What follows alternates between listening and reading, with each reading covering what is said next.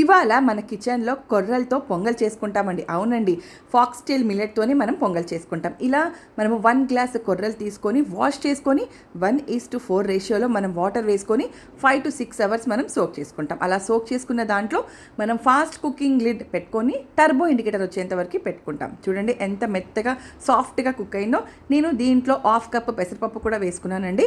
మీరు ఏ పప్పు అయినా దీంట్లో వేసుకొని ఉడికించుకోవచ్చు. చూడండి ఎంత మెత్తగా అయిపోయిందో.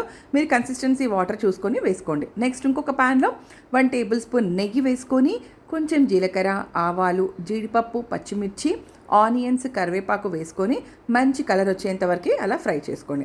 అప్పుడే మనకి టేస్ట్ అనేది చాలా బాగా వస్తుంది. చూడండి మనకి ఈ కలర్లో రావాలి.